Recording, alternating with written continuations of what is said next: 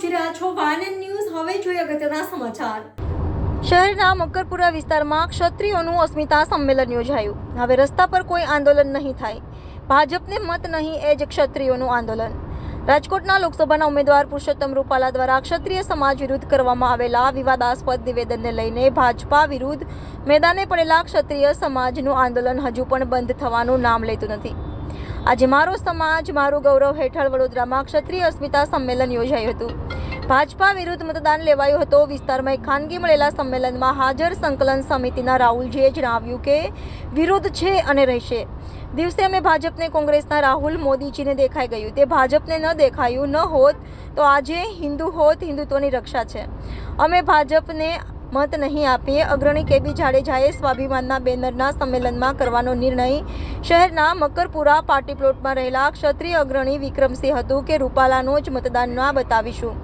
ગાંધી બોલ્યા, રૂપાલા બોલ્યા, ક્ષત્રિય સમાજ રૂપાલા પણ મુસ્લિમ ક્ષત્રિયો જ કરી સિવાયના પક્ષોને મત જણાવ્યું કે હવે ક્ષત્રિય સમાજનો રસ્તા પર કોઈ આંદોલન નહીં થાય, ભાજપને મતદાન નહીં તે જ સમાજનું આંદોલન રહેશે। ઘણા સમયથી વડોદરામાં સંમેલન મળ્યું ન હતું, આથી સંમેલન બોલાવ્યું છે। આ સંમેલનમાં ક્ષત્રિય સમાજના વિવિધ સંગઠનોના અગ્રણીઓ હાજર છે અને ભાજપા વિરુદ્ધ મતદાન કરવાનો સર્વાનુમતે નિર્ણય લેવામાં આવ્યો છે। આ અમારા સ્વાભિમાનની લડાઈ છે। આ લડાઈની અસર લોકસભાની 26 બેઠકો અને વિધાનસભાની પેટા ચૂંટણીમાં ભાજપાને જોવા મળે છે।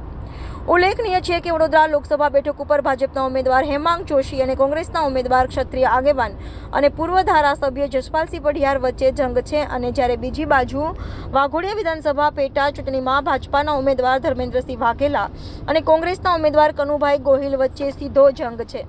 જોકે કોંગ્રેસ ભાજપના ઉમેદવારને આયાતી ક્ષત્રિય ઉમેદવાર હોવાનું જણાવી રહ્યું છે, જ્યારે કોંગ્રેસ પોતાના ઉમેદવારને સ્થાનિક ક્ષત્રિય ગણાવી રહ્યા છે અને વાઘોડિયા વિધાનસભા મત વિસ્તારમાંથી મત માંગી રહ્યા છે। ક્ષત્રિય આંદોલન વચ્ચે આગામી 7મી મેના રોજ યોજાનાર ચૂંટણીને આડે હવે ગણતરીના દિવસો બાકી રહ્યા છે, ત્યારે ક્ષત્રિય સમાજનું આંદોલન પણ ઉગ્ર બની રહ્યું છે। મકરપુરામાં ખાનગી પાર્ટી પ્લોટ ખાતે મળેલા ક્ષત્રિય અસ્મિતા સંમેલનમાં સ્થાનિક તેમજ રાજ્યભરના ક્ષત્રિય અગ્રણીઓ ઉપસ્થિત રહ્યા હતા।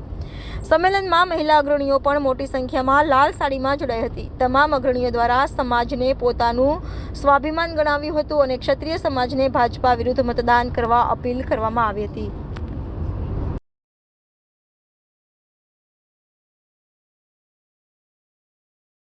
અમારા સંકલ્પ સમિતિની અંદર એક ચર્ચા થઈ છે।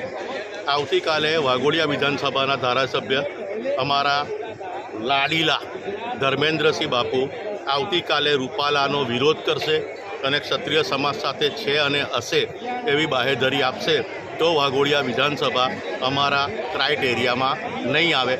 જો અમને કાલે બાહેધરી નહીં આપે તો વાઘોડિયા વિધાનસભા બી ક્રાઇટેરિયામાં આવશે। બાપુ કઈ રીતેનો વિરોધ કરે?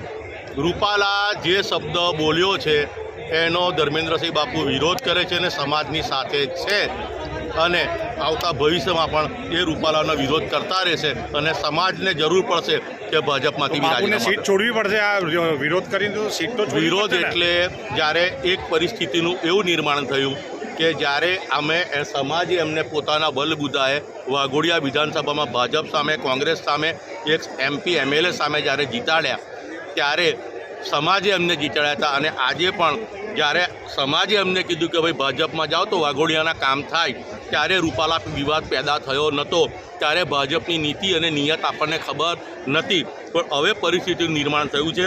જો ધર્મેન્દ્રસિંહ બાપુએ રૂપાલાનો વિરોધ કરવો પડશે અને સમાજને સમર્થન કરવું પડશે તો સમાજ ધર્મેન્દ્રસિંહ બાપુને સમર્થન આપશે। શું નામ તમારું? મહેન્દ્રસિંહ રાઠોડ, હું રાષ્ટ્રીય પ્રવક્તા ક્ષત્રિય સમાજ। કઈ જગ્યા પર સંકલન રાખવામાં આવે? સૌપ્રથમ સૌને જય માતાજી। આજે માનેજામાં રાજપૂત ભવનમાં એક બેઠકનું આયોજન કર્યું છે।